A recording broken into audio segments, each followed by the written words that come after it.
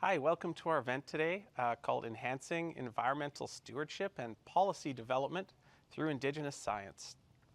I'm Dr. Jordan Holman. I'm going to be your moderator today.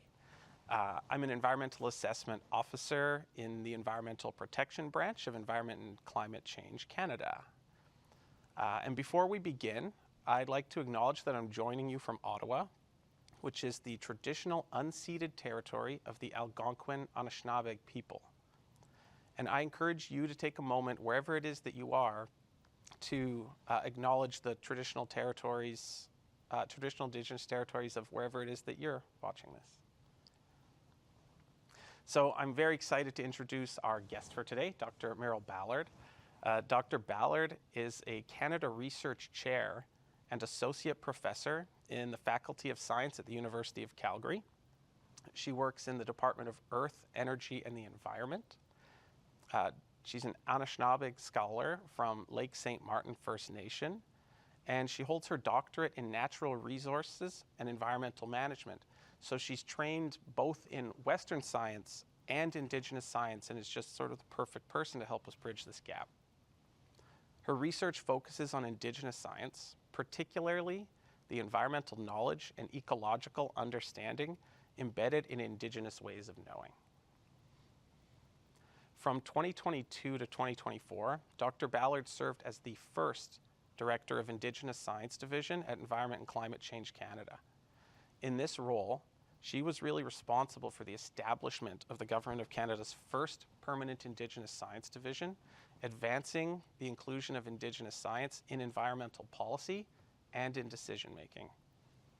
And this initiative aligns with Canada's commitment to reconciliation and responds to the Truth and Reconciliation Commission of Canada's call to integrate Indigenous knowledge systems within government and in academia. Dr. Ballard's research includes documenting the impacts of flooding and emergency response efforts in her home community of Lake St. Martin First Nation and the surrounding areas. She also explores the use of Anishinaabe-Moan as a baseline for monitoring ecosystem changes, analyzing how the original names of places and natural features can reflect environmental indicators. And so with that, it's an honor to have you here, Dr. Ballard.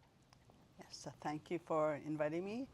And this afternoon I'm going to be talking about the work that I do, mainly 3-eyed seeing, Anishinaabe stewardship, laws, and biodiversity monitoring using 3-eyed seeing. So I'm going to be doing a presentation, but I'm not going to be the only one who's going to be talking. During the presentation, you'll be asking me questions, and as each slide appears, if you're interested, interject. So the talk today is about my research that I'm doing at 3-eyed seeing, and specifically it's about our relations, Indigenous science and Western science, and within the Indigenous science we have the Anishinaabe stewardship laws, which I'm going to go into more detail. Indigenous science is very specific. It's different from Indigenous knowledge systems. If you're going to say Indigenous knowledge systems, you have to say Western knowledge systems, because we're always comparing the two sciences and working with them, Indigenous science, Western science. And it's different from traditional knowledge as well. They're not the same thing. So they're very different. And Indigenous science is about the knowledge held by Indigenous peoples since time immemorial. It's real-time science. It's constantly changing. It's not static. It's constantly evolving. Indigenous science know about the lands, about the waters, because it's real-time events are taking place, real-time activities. And Indigenous science are the first responders of the land, meaning, say for example, take an ambulance. When there's an accident, something is wrong, they are the first responders to the accident, and because of Indigenous peoples' close connection with the lands and waters, they know what's happening on the land. They are the first responders, and they bring this knowledge forward so that we can all act upon it. Yeah, and I think something that's interesting here that I want to bring up that you talked about is Indigenous science isn't just this old knowledge, this historical knowledge. When you talk about, it's almost like a living thing. And when I try to look at that from the perspective of Western science, Western science is really built in the scientific method in this. You have observations and hypotheses, and then you build. And, when I hear you talk about this, it sounds like Indigenous science is also built on observations, repeated multiple observations. Is that fair? Yeah. Yes, that's fair, because Indigenous science is the knowledge of the land, and it's on the observations, repeated observations. They know when things are good, and they know when things are wrong. So that's when the repeated observations, that's the same, like the same method as Western science, but it's a little bit different. And as well too, Indigenous science is both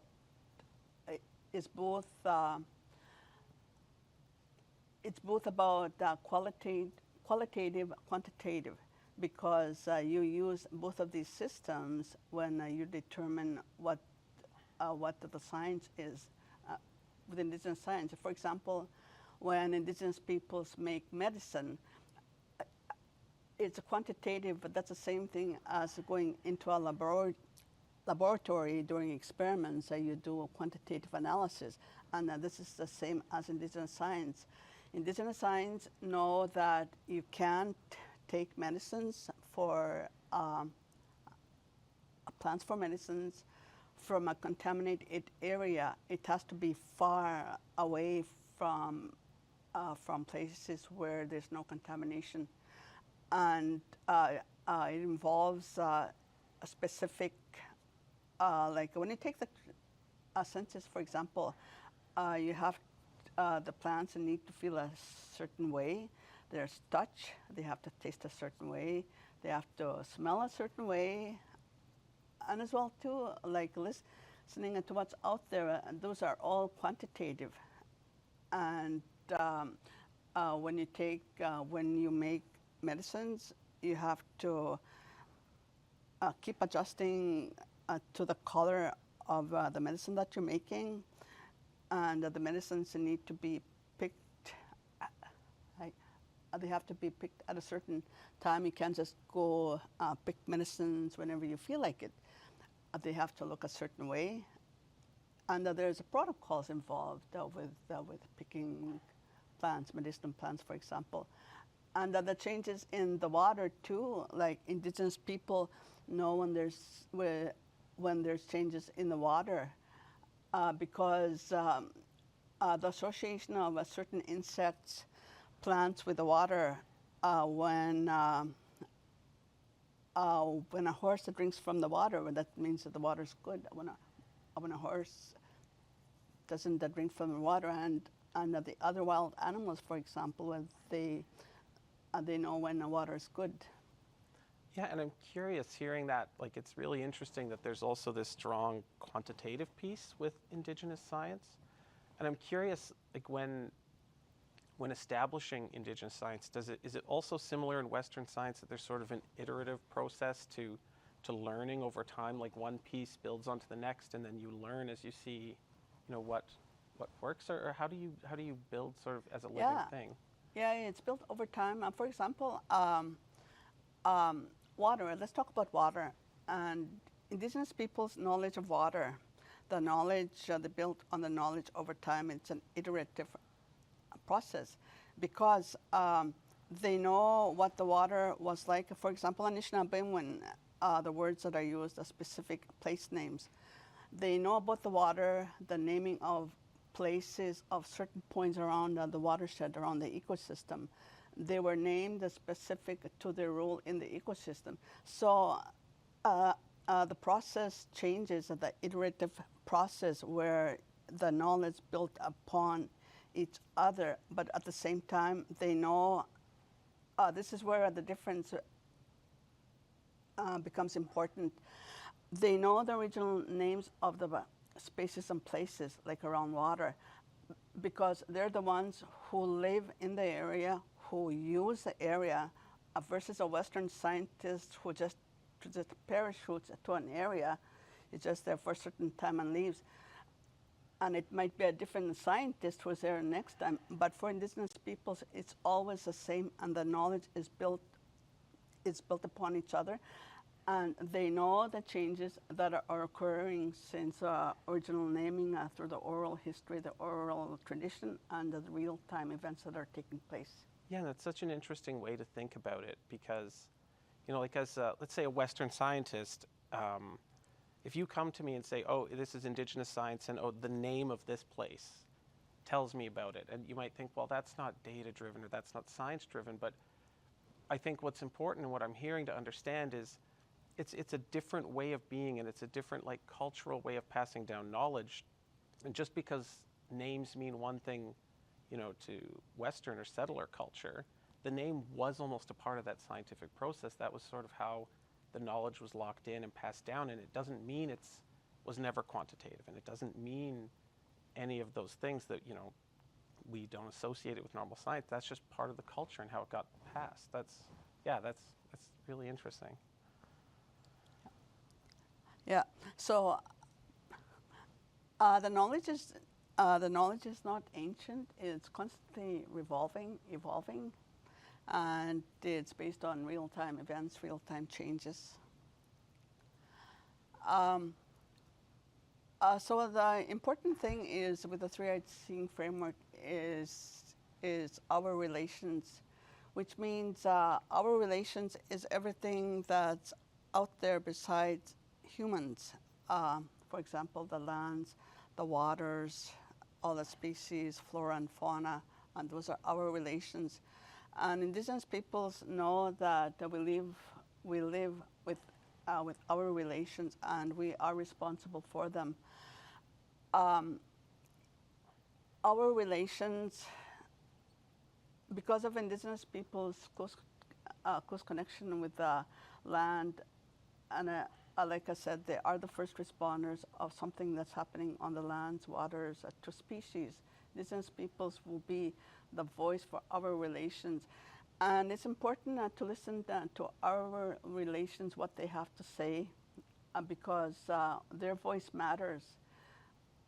We have to learn to listen to what the water is saying, because as scientists, we're always making decisions for the water. We're always making decisions for the land.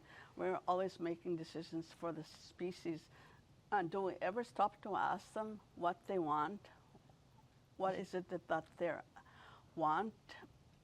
And this is what our relations is to the three-eyed seeing is stopping, learning to listen to the land, learning to listen to the water, exactly what is it that the water is telling us. And we have to listen to what is wrong with the water.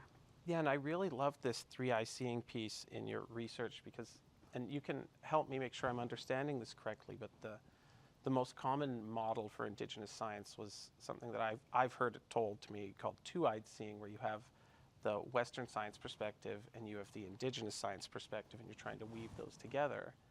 And you can help me here. Your three-eyed seeing piece, that's bringing in a third piece, which is that knowledge of the land and the voice of the land itself. Is that right? So like, yeah, and that's just so interesting to me because, you know, we often, I think, and I don't know if this is a Western culture thing or just how we are as people, but we sometimes look at like, what do we need? What do we need from the land? What do we need to get? What do we want the water to be like? And we don't really think, what does the land want? What does the land need? And is that a good understanding or of where you're going with the three-eyed seeing? I think you're getting it. So getting there, making a little progress. We're making progress here. So I think it's very important to understand. For example, growing up, and my mother was the one that taught me about what is around me, telling me about the way the leaves sound, the way the trees, when it's windy, the sound of the leaves, the sound of rain coming. These are the indicators. And when land is destroyed, for example, the research that I've done was about flooding, man-made floods, anthropogenic, and from the changes in what used to be a sustainable livelihoods in the community to one that was where the land was completely destroyed, decimated by the flood, and observing changes in the landscape, the vegetation, and what are the indicators of these changes. And this is where Indigenous people's knowledge of the land is really important, because they're the ones who live there. They know what these changes are. If frogs live close to water, back and forth, that's their habitat. Indigenous peoples know that when there's no frogs, that they don't hear the sound of frogs, which is a common occurrence when you live in the country, like springtime, you hear frogs. And when I talked to the elders doing my research, they said they named a lot of these what the indicators are of change. When there's no frogs, when you don't hear frogs anymore, that means that something is wrong with the land. And they named birds too that disappeared because of flooding. And the change in the landscape, like if a Western scientist came to Lake St. Martin and there's no water, the report that would be taken back is that there's no water. But what the Western scientists fails to capture is the history of the changes that are on the land. The Western scientist was not there when there is a flood, which destroyed livelihoods of the people or displaced these little animals. So it's important to have, to know, to be there with the experiential aspect of the knowledge. You have to live it. Yeah, and I'm hearing it's interesting. You had talked earlier about Indigenous science being sort of a living thing, and maybe some of the Indigenous knowledge, the history is almost like baseline conditions. I'm framing this in my own Western sciencey way, right? I think, okay, you have your baseline conditions, and then you talk about like the sound of the frogs or different things, and that's like it's an indicator, and it might be different from Western science where we say, okay, if we're looking for an indicator in the water, we measure this exact parameter in the water, we measure that exact parameter in the water. But when you bring in that third eye and the land speaking, the frogs are experiencing the change in the water. They know the water's changed. And if it makes them act differently, it's just I'm framing this in my own Western way, that it doesn't, there's totally normal like Western science processes feeding all of this, but it's so complex. But the frog is doing the complexity for you. It's feeling the land, and it knows something's changed, and it's telling you. Is that a fair analogy? Me trying to translate this into Western science for myself a little bit? Yeah, that's a fair analogy. And from there on, that's why it's a three-edged seeing, because you have to use all three lenses: the lens of our relations, so the lens of Indigenous science, and the lens of Western science. You have to use all three. Because in order to be more proactive, in order to protect, in order to conserve, you have to use all three of the sciences.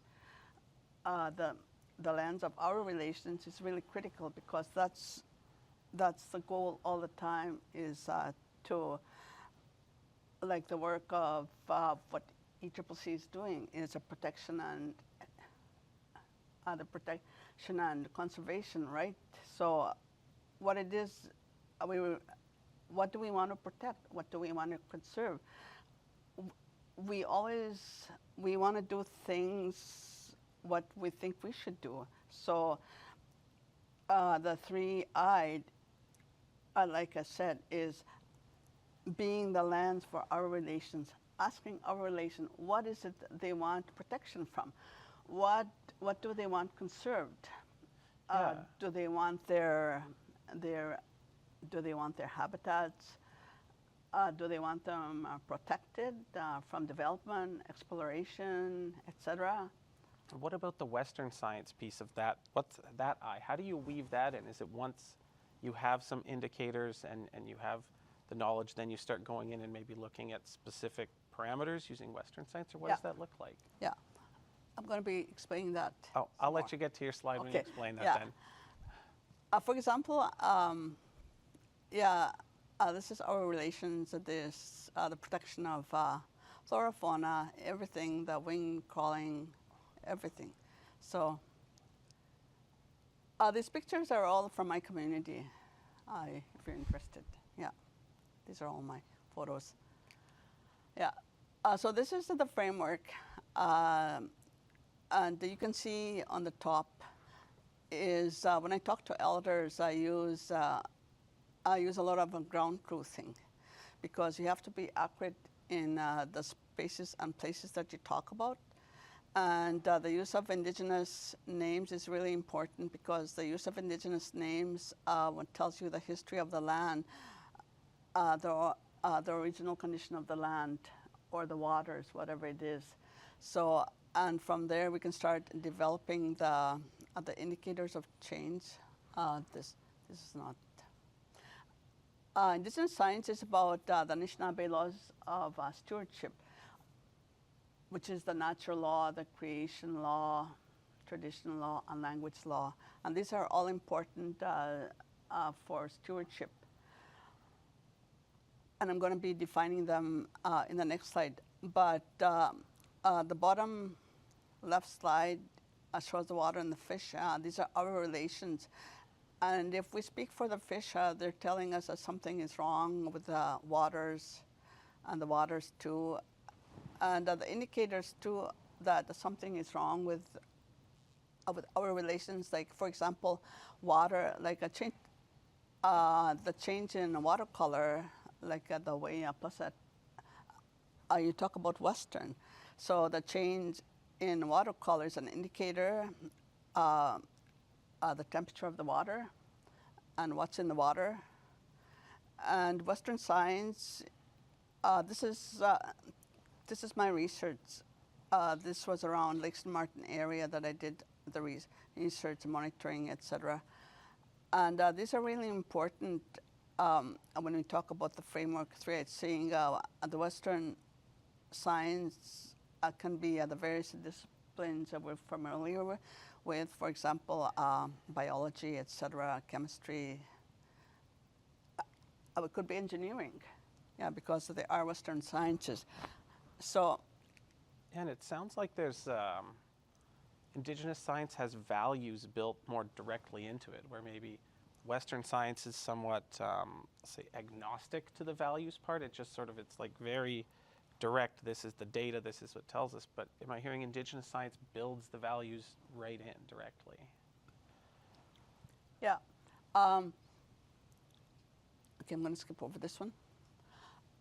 For example, natural law. We're talking about Indigenous science.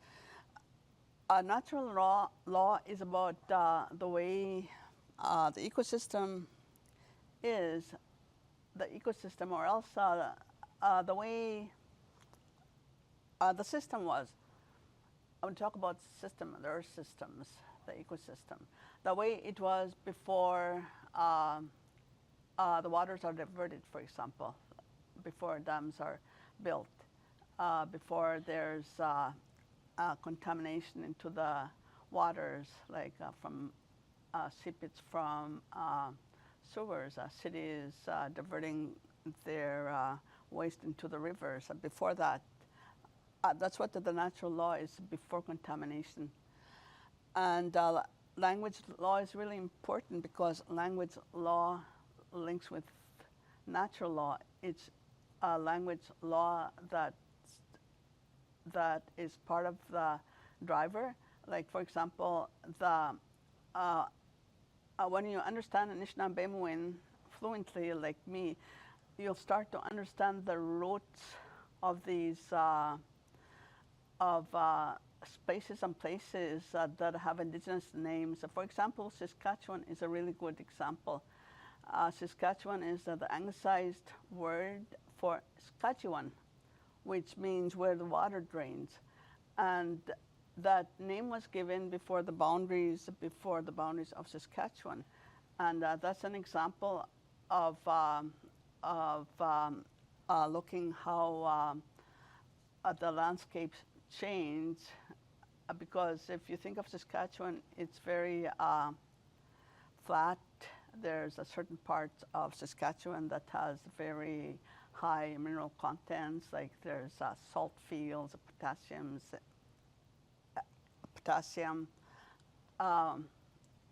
different minerals. So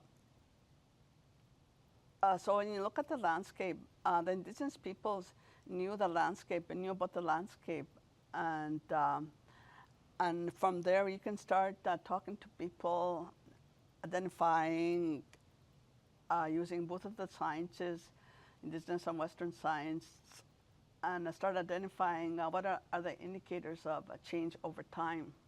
Mm-hmm. So when you're weaving those together, the Western and Indigenous, are you looking for, you have your Western science indicators, so you're looking for maybe specific things, and then what type of indicators would come from the Indigenous part of the weave in that example? Yeah. So, like for example, the indigenous name would be the baseline data, right? The indigenous name, Saskatchewan. What Saskatchewan meant at that time when it was named, how it was named, why it was named. So when you start to identify what the changes were over time, you start to understand how these changes, and you start to track what are the changes in the soil, what are the changes in, like, for example, trees. Were there trees there before? And identifying what the salinity is of the soil, etc. Like, there's different things you monitor. Yeah, and I think maybe we'll get to this later in your presentation, but I'm really curious to hear how, if you have suggestions on once you get this information, how do we use it, right? But yeah. So creation law refers to everything, like the whole earth, everything. I include the celestial bodies, stars, because that's important too, because indigenous people used stars for navigation before, like, and those are very important. Those are part of the systems. Traditional law refers to the traditional teachings, and this is where it's really important too, because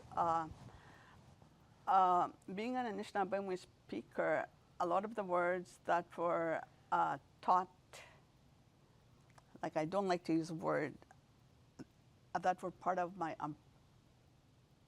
my upbringing is a better word, because I'm not taught, like I wasn't told that to sit down. I'm going to teach you today what are the meaning of it's more life. Like it's not like that. Mixed into your life, it's part right? of everyday life. So the teachings, for example, we have teachings that are closely resemble ethics, what we call ethics, but they're not ethics. They're part of life, our life, everyday life, the way we treat what is around us. We have words that are instilled in us. For example, myself, Jene means that was a word that was spoken to me not to harm anything, suffer the consequences. It's kind of like karma, but not karma. Yeah, but more direct, more in the More, world. yeah, it speaks to you. And that's what guided my behavior. Patawa, it's not about you, but it's for the others. Others will suffer from what you do. Yeah, that's what patawa. Yeah. And the 7 teachings as well, we're taught to respect, love, everything. Yeah, those are part of that. And as well too, part of the teachings is to look after what's here for the next 7 generations. That's really important. Yeah, preserving, and it's all about conservation, preservation, yeah, the protection, everything. Yeah. Yeah, and I think in a lot of ways that's a shared value with, Yeah. you know, at least in, you know, Environment and Climate Change Canada, that preserving for the future and understanding it's not just for us, and it's you know, it's bigger than that. It's more important than that. Yeah. Yeah. Yeah. So. And yeah, it's about relational too. It's relational because part of the 3-8 thing is our relations, the relationship we have with everything. That's our,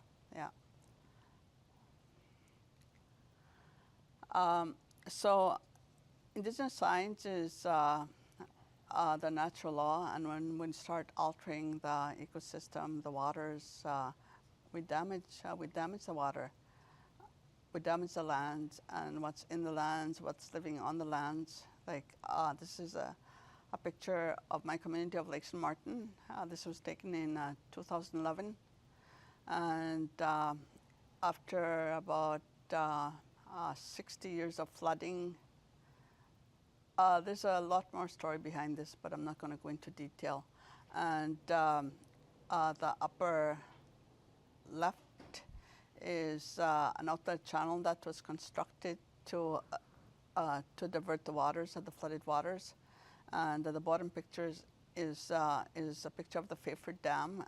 It's just a little water control structure situated to the west of Lake St. Martin. And this little water control structure has done so much damage to the lands of Lake St. Martin. And this is just a comparison of Indigenous science, well, Western science. I'm not going to go into detail. That a lot of people know the basics, so I'm not going into detail. But the difference, I think, is Indigenous science is more holistic and Western science is more siloed.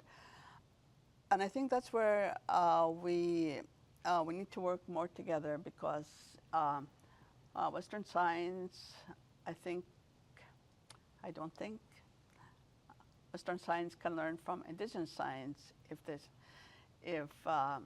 start including Indigenous science in the work that they do, because the sciences are the same, different concepts, but there's the same. When I talk about bridging and weaving, the Indigenous Science Division is about bridging, braiding, and weaving. And maybe I can go into that a little bit here. The bridging and braiding, when I talk about the first responders, right, they're the ones that know what's happening on the land, if there's something abnormal, observations, and including if something tastes a little off, what they see.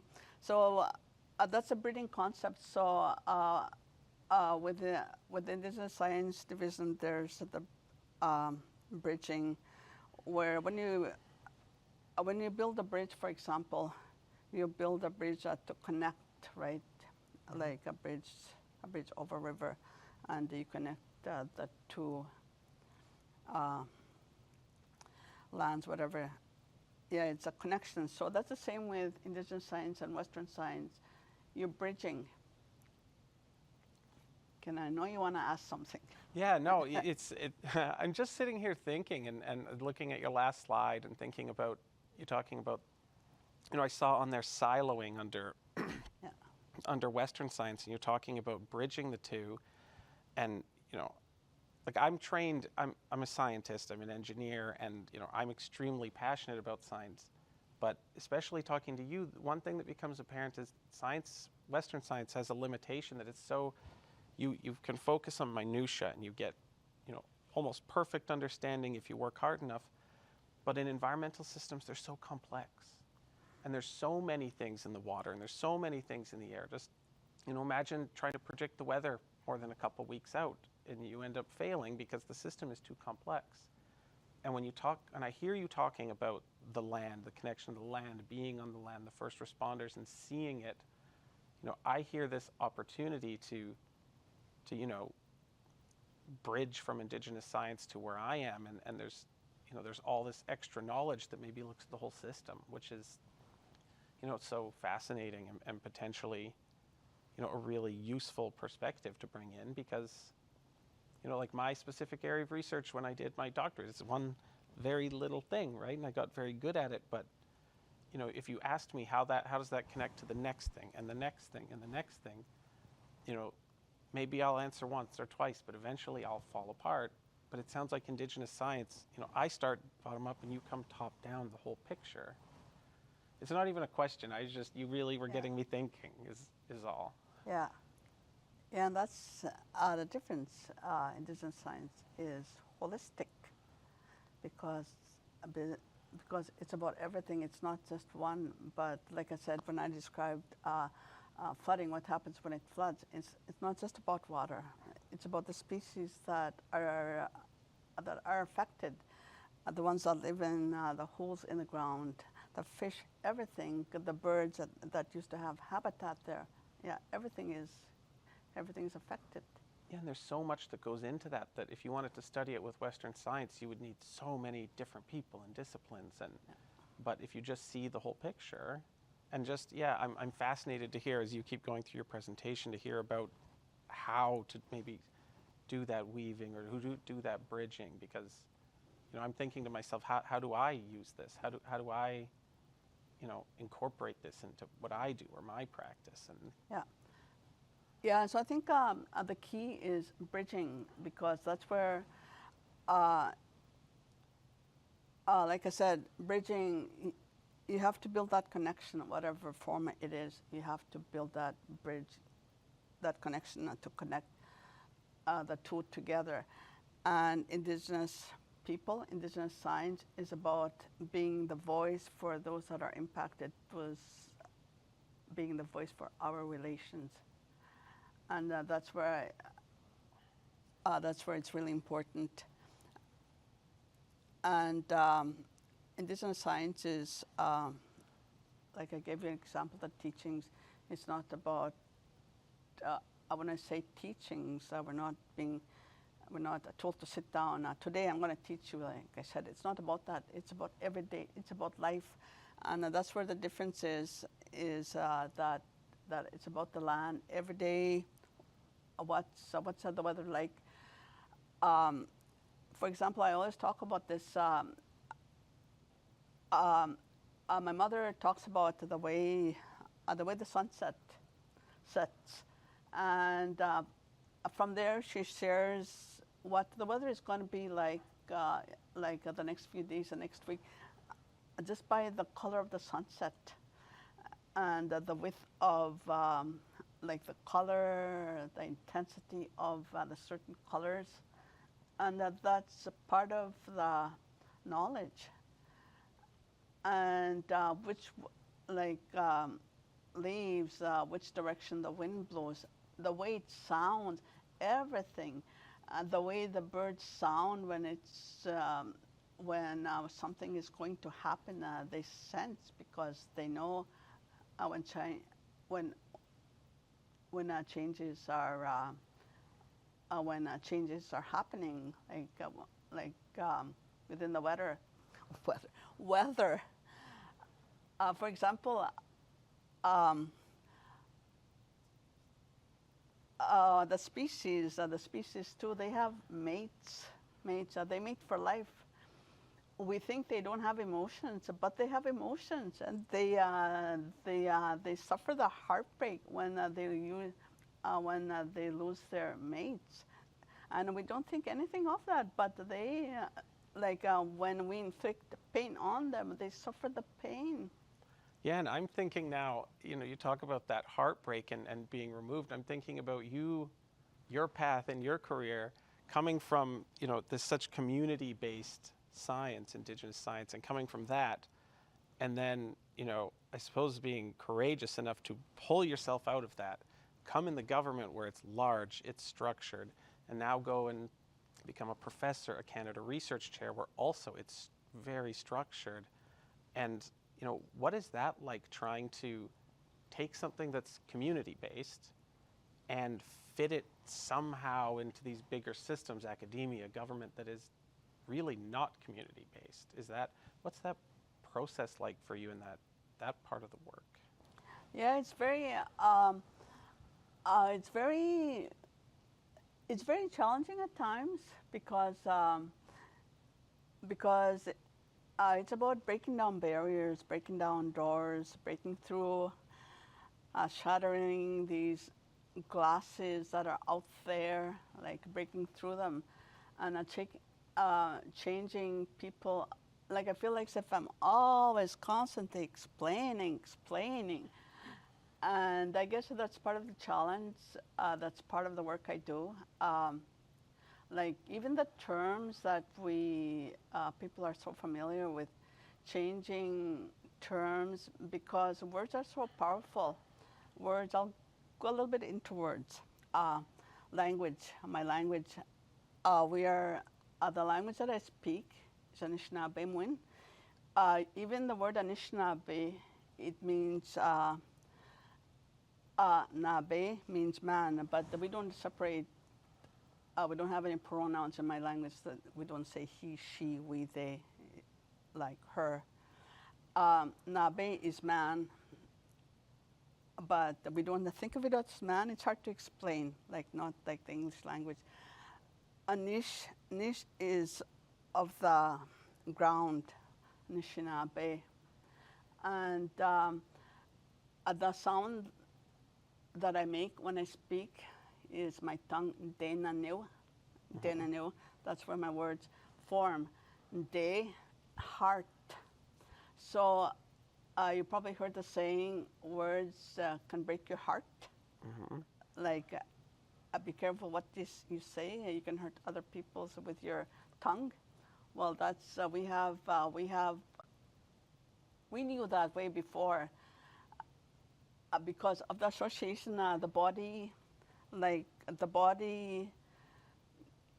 is part of the ecosystem. It's part of our teachings with the way we interact with land, with our relations.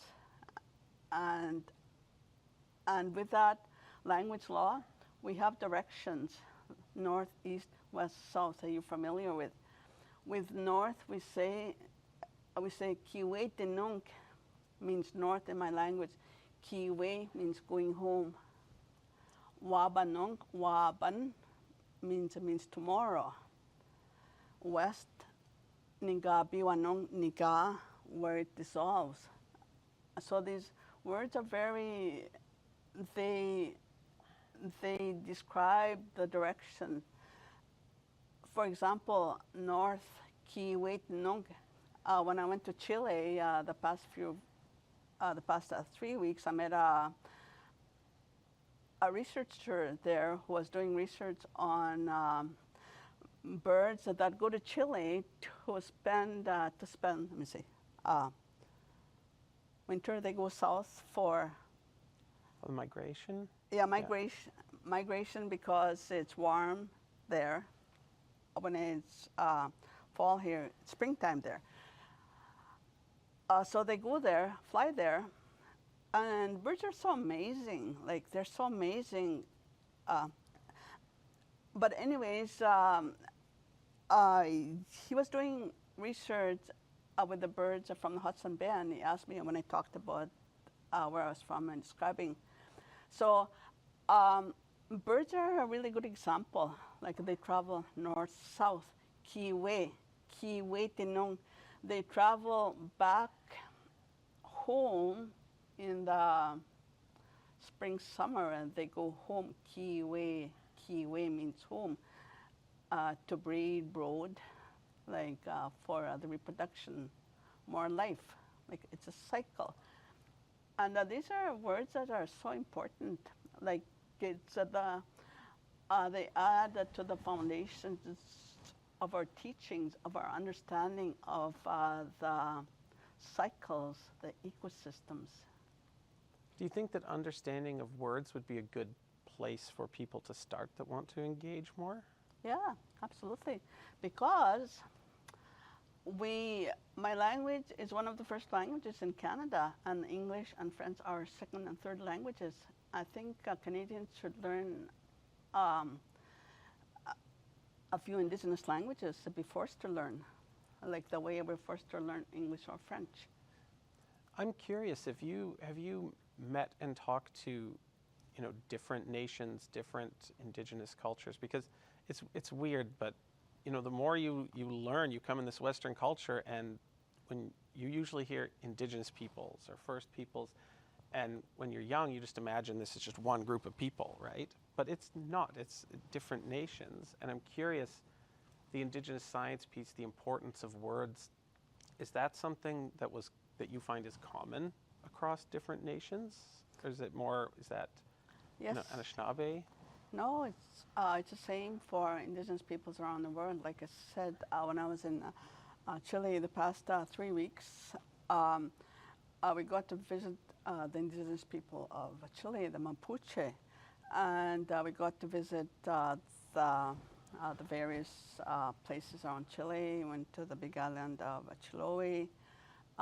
We went to a remote village in Calma, which is 2,000 meters above sea level, right on the Argentina border. I visited schools.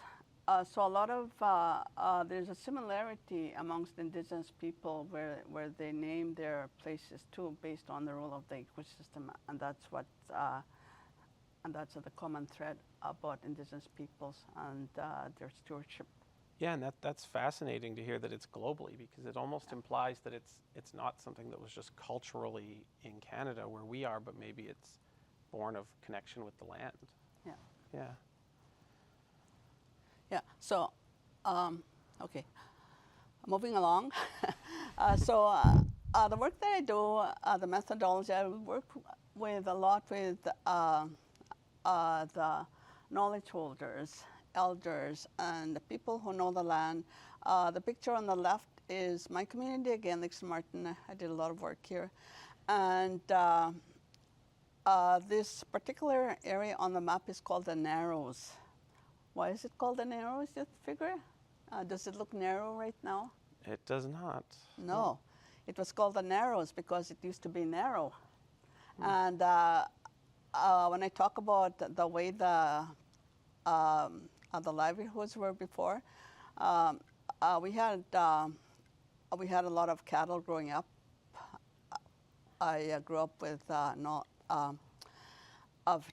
of tasks associated with raising cattle, taking water, taking cattle to water, feeding, etc., haying.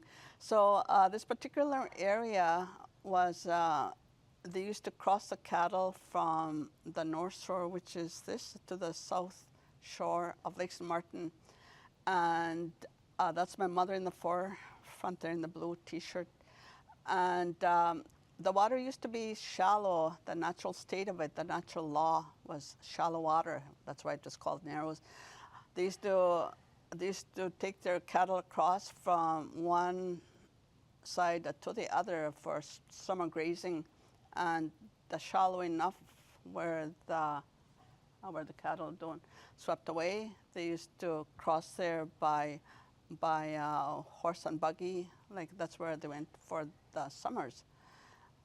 And it was shallow enough now you can't cross cattle, you can't cross it by horse and buggy. And this is what the spaces and places, naming of the knowledge held by the people who live in the area is so important.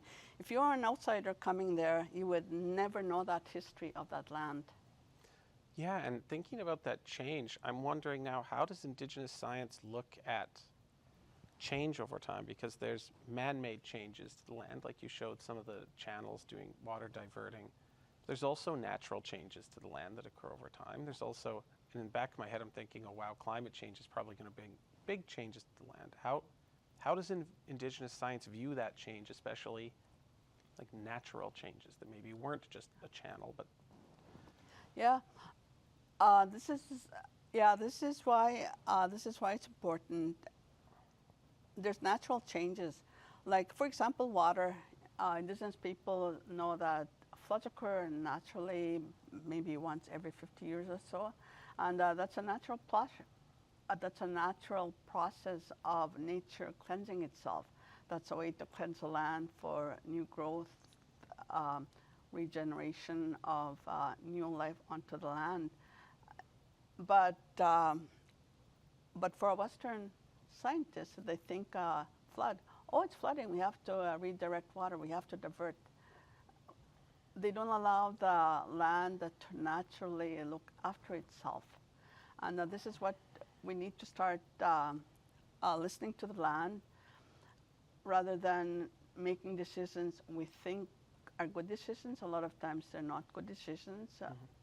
We do more harm than good because we never ask the water what it wants. We never ask the water what it wants. So, yeah, no, that's so fascinating. That's thinking about, the Indigenous science has a broader look at some of those natural processes and maybe more accepting.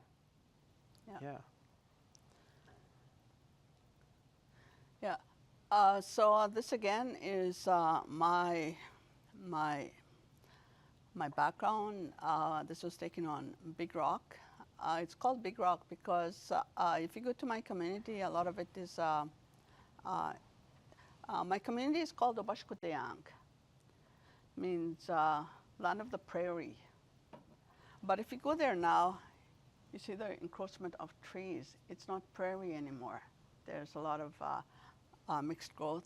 So this is a big rock on the prairie. It's actually a rock. Lake Martin was caused by a meteorite. So this is one of the results of the meteorite. And over time, there's a lot of growth there. And it's ideal for blueberries. And there's all kinds of trees growing there, medicinal trees. During COVID, we used a lot of cedar inside our house to kill anything that was in the air. And I never contracted COVID. I never got sick because we had our own medicines that we took from the land. And the medicines that we have are they're from the land versus the ones you get from the manufactured ones. This is again a picture of Big Rock, and the provinces that control burning, like they don't allow fires, and this leads to old growth accumulating, which makes it like during a dry season, the old growth accumulates years and years and years, and if there's a lightning or an accidental spark that goes on land and then it goes up in flames. So this was a Big Rock where I was talking with the elders. They shared stories with me before the controlled burning by provinces, where they used to pick tubs and tubs and tubs of blueberries, and for the last 50 years or so, there was not any blueberries growing on there. And then a few years ago, a fire, well, natural fire caused by lightning, I forget what it was, but a fire went through the area and burned down a lot of the old growth. And for the past couple of years, there's a lot of blueberries. I went picking too, so I know this firsthand. This is, we picked wild blueberries, and this was caused by the burning of the old brush and new vegetation, blueberries coming up because of the natural fire. Yeah, and it's fascinating to hear that, even though there weren't blueberries there, that you knew there would be at some point Yeah. because, yeah.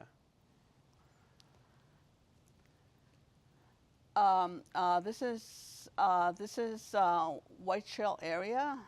Part of our activities too, we used to go wild rice picking every fall, ever since as far as I can remember. And then we would go in a canoe. I started picking at a very young age. I was a child. Learned as part of my upbringing. So I guess I'll ask you, what do you think is the relationship between wild rice picking and what's the importance of wild rice picking and the ecosystem?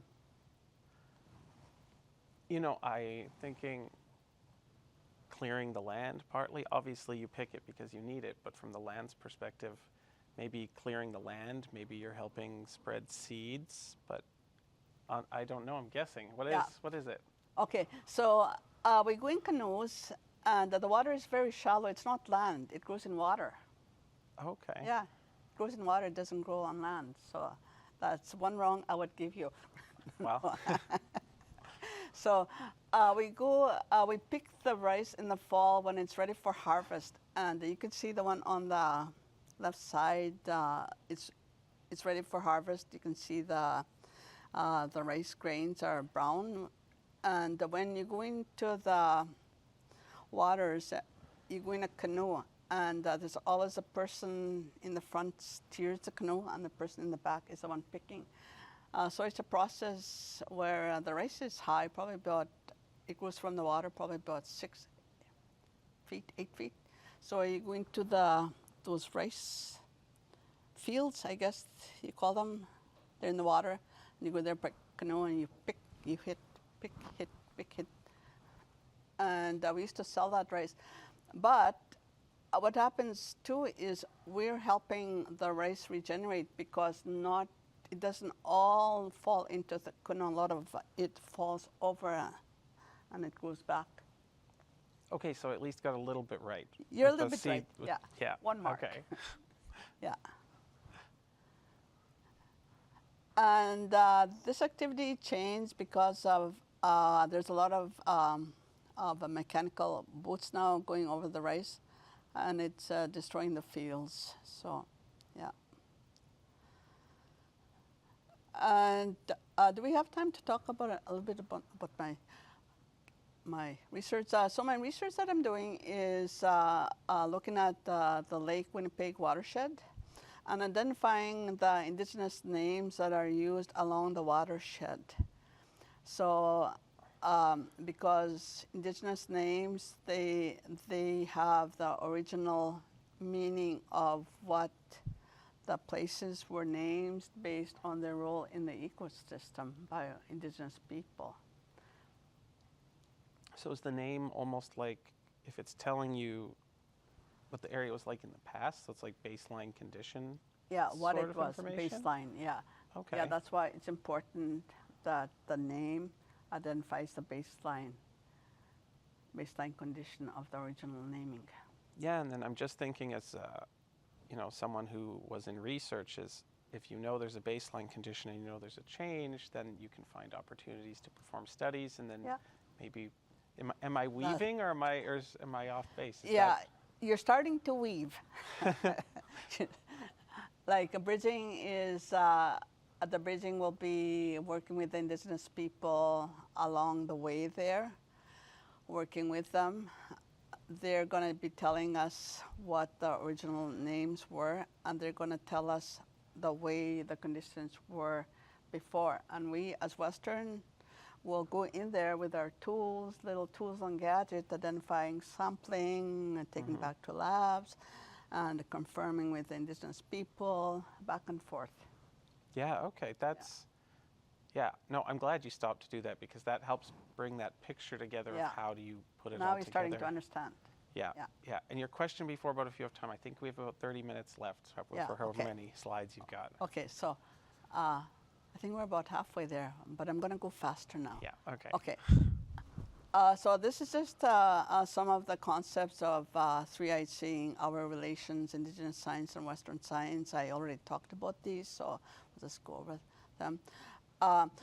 So going back to three-eyed seeing and giving a voice to our relations, there's certain chiefs organizations in Manitoba is challenging Manitoba Hydro and the provincial government over its negligence of Lake Winnipeg.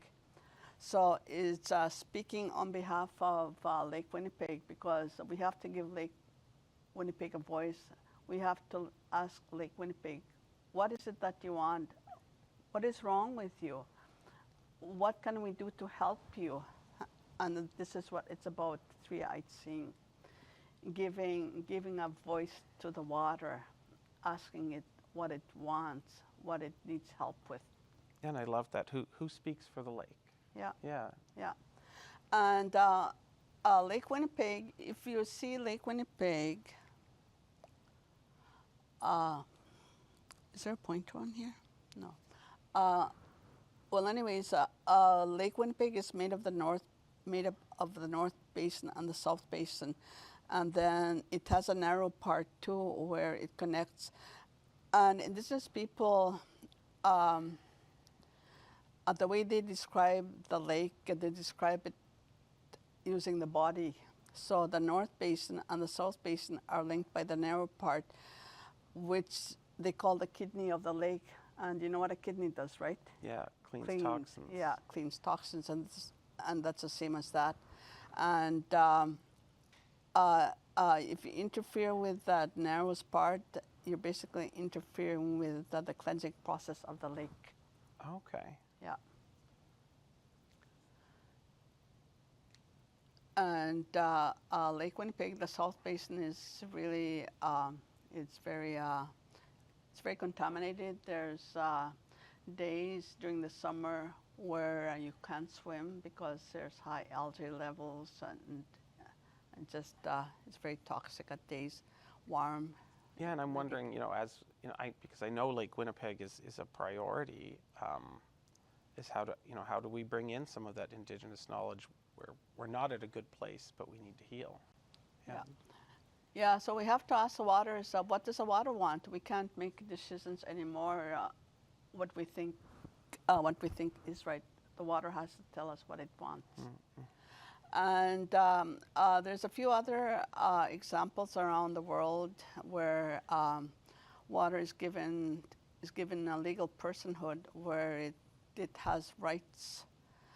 And being Indigenous people, Indigenous stewards of the lands, Indigenous stewards of our relations, we have to speak up for these waters, for these lands. Some examples, for example, Quebec, Magpie River, the Cree were the ones that initiated that. And the Amazon River, the Wanganui River in New Zealand too. It was the Indigenous peoples and the Maori people who brought the Wanganui River for legal personhood. And this is a really good description at the bottom there of the Magpie River. Ashwosha raven wings echoes in the crisp air. Beaver claws scratch against the rocks on the shoreline. The ice blockade upriver groans and creaks against the rising waters. It's springtime at the Magpie River. Just gives you a sense of the life of the river, how it groans and croaks, the way it's coming to life, like waking up. When you wake up, sometimes you groan and creak, your body adjusting. Your back hurts. Yeah, your back hurts. Yeah, that's the same thing as that. Like that description, you can just sense the life of the waters, of the rapids. Yeah. This is my community of Lakes and Martin, and if you look at the land, a lot of the tree stands in their area are dead, and the way the elders and knowledge holders describe that is the water table and the ground table is coming up because Lakes and Martin is kind of like a holding tank between Lake Manitoba and Lake Winnipeg.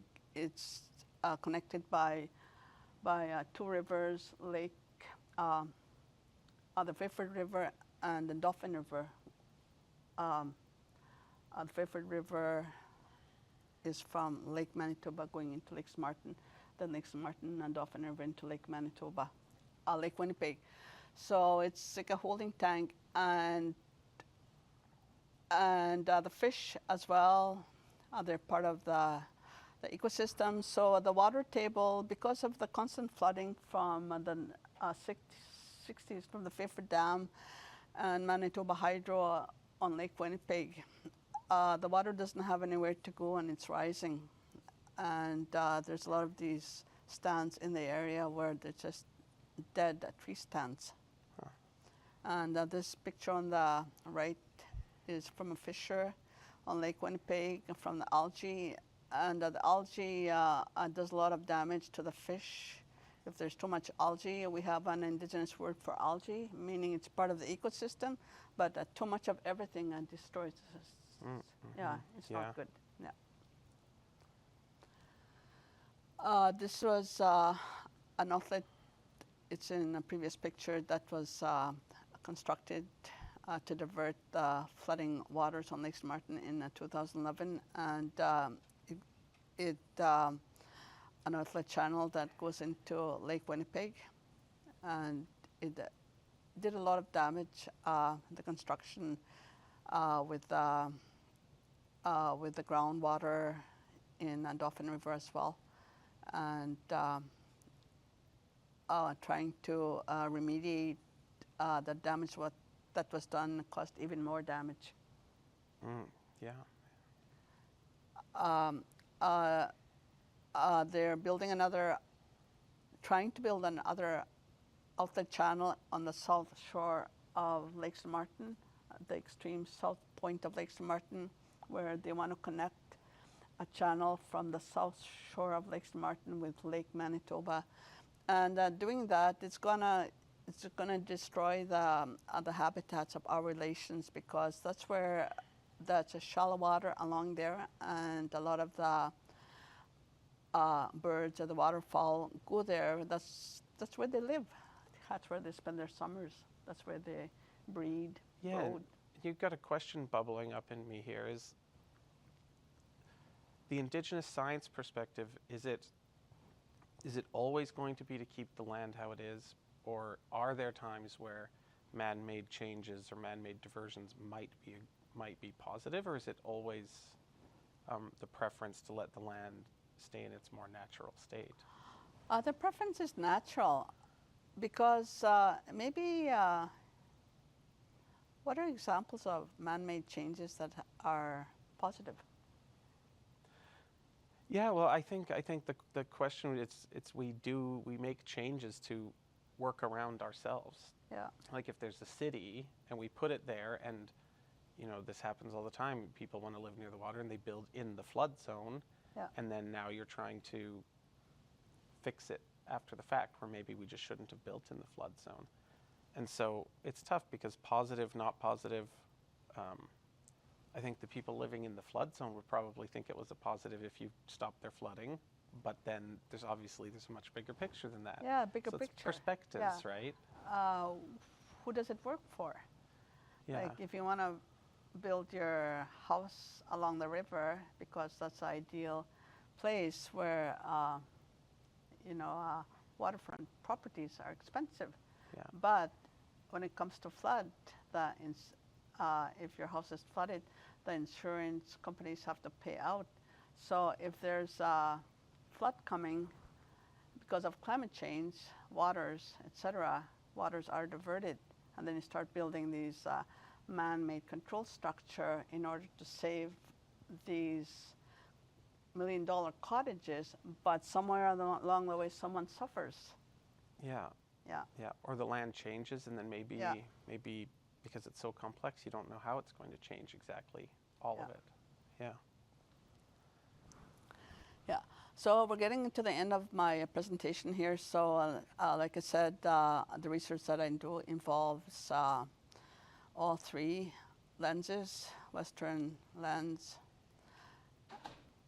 and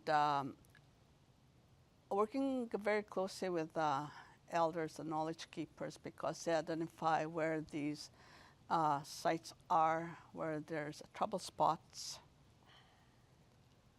And when land is interrupted, when land is destroyed, the land weeps. And when the land is traumatized, it affects us. It's the people who feel that trauma and are traumatized. It's a circle. It's holistic. If you have damaged something, something else is going to be damaged as well.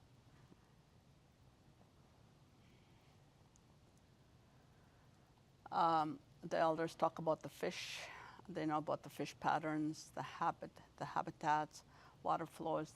They know when water flows are not normal, when water flow, the normal flow of water goes a certain way, when the water flows backward. They know all of these. This is why the Indigenous science is so important, because they know when things happen, when there's a trouble on the land, there are the first responders, and they alert Western scientists, and then they start working together. Yeah, and I'm wondering, when you talk about, the knowledge of how things were and where the places are, but when I hear about some of the damage that's done to the land, or it's changed, and I also hear that Indigenous science is not in the past, it's new and living. How does Indigenous science handle things? Let's say an area is healing and it's becoming restored, but maybe it doesn't go back to how it was once. Maybe there's a new normal. Like, how does Indigenous science take in new information like that? Yeah, well, Indigenous science, one thing about Indigenous peoples, they have the ability to adapt. And when changes occur beyond their control, they have that ability to adapt. And it's part of their learning process. It's part of their observations. Life goes on. Mm-hmm. But I shouldn't say that, because when something is destroyed, it also destroys livelihoods. It destroys a way of life. Life goes on, maybe in a different direction, put it like that. Yeah. Yeah. And the different direction may be positive or negative. Yeah. Or both. Good or in some bad. ways. Yeah, so this is working with knowledge holders. I combine the oral history, the oral tradition. There's a lot of ground truthing, I said, and I use modern equipment, modern technology. I use a lot of drones, a lot of satellite imagery, and comparing what is said by the knowledge holders to what's out there, comparing. It's always back and forth. And that's it. So I'm both Indigenous scientist and a Western scientist. I combine both knowledge systems. Yeah, no, it's such a fascinating perspective, and coming out and stepping out of that community setting into the opposite in academia and government, where everything is so big and so rigid. I'm just curious, when you came into government and it was that big structure and you were trying to build the Indigenous Science Division, what do you think the biggest challenges were, or maybe still are, that people should focus on? There's a lot of challenges. I think a part of it is changing people's mindsets is the biggest challenge, because when we go to school, right from the moment we enter into grade school, we're taught Western way of thinking, of processing information. And that way of thinking is not necessarily part of who we are as Canadians. That way of thinking came from Westerners that came from different parts of the world. They brought their knowledge with them and imposed. And that's how we're trained to think. We are trained a specific way of learning. And I think that's part of the challenge, changing these mindsets, where they came from. And I think it's a part of it is decolonizing these mindsets, because decolonizing goes a long way. It's decolonizing the way we're taught, the way of thinking.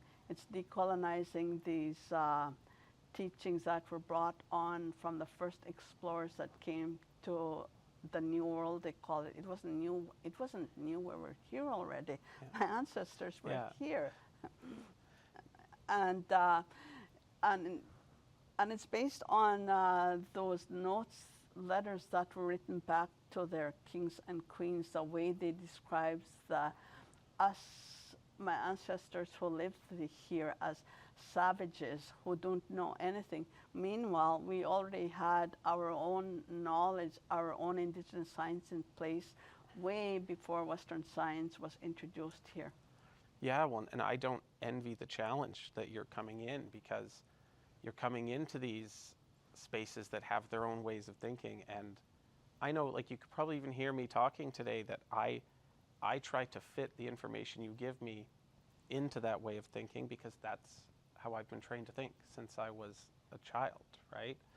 And that's quite a challenge that you've taken on, and slowly making progress, hopefully. Yes, and also if you think of ECCC is probably 80% Western scientists who work there, like yourself. You're a Western trained scientist, and where did you get your education from? In a Western trained institutions where you taught Western science, and you're probably taught that your way of learning is the only way, that it's above Indigenous science. And it's changing these mindsets, changing the terms that are used is part of the challenge.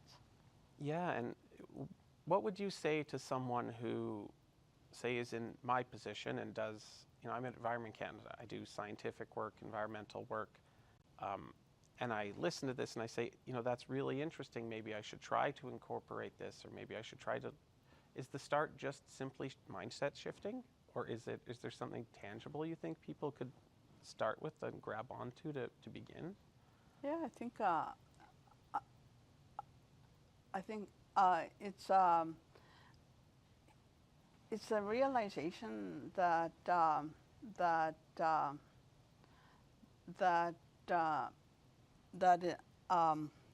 Western science is not the end all. There's Indigenous science, but slowly, government, even national, international, they're starting to recognize the importance of Indigenous science, and they're starting to include it in a lot of the reports, the policy work that's out there. Yeah, and it's going to be really interesting to see where the Indigenous science division goes now that you've, I guess, gone back to academia to focus on your research and see, how is this taken in? How is it, utilized? Yeah, and maybe that's, I wonder sometimes is that a challenge, for the top down, because that's usually how change happens in big structures, but that's a Western way of thinking. And if Indigenous science is community-based, I don't know, maybe the way is bottom up. I don't know. I don't know the answers, but I've got a lot to think about after today. And I challenge whoever's listening to, even if there's nothing tangible you can do, just consider it and think about other perspectives and think about how other people are thinking about things, because it's so fundamentally different. Like trying to get myself to think the way you think, I think it's literally a challenge, right? Yeah. Okay. Oh, thank you for having me. I really enjoyed this conversation. Yeah. Yeah, and so that, I think that concludes our day's event. Thank you so much, Dr. Ballard. This was a really great conversation to me. I hope you enjoyed it. I hope that the people watching us, I hope you've got a chance to enjoy it as well, maybe get something interesting out of it, maybe get some questions out of it, get something, you know, something different about the way you think about things. And your feedback is really important to us. So I'd invite anyone watching to complete the electronic evaluation that you're going to get in the next few days regarding this presentation. And the school has more events to offer. I would encourage you to visit their website, keep yourself up to date, and register for any future learning opportunities that are of interest to you. So again, thank you so much for attending. Thank you so much, Dr. Ballard. This was wonderful, and yeah, have a great day. Thanks. Miigwech.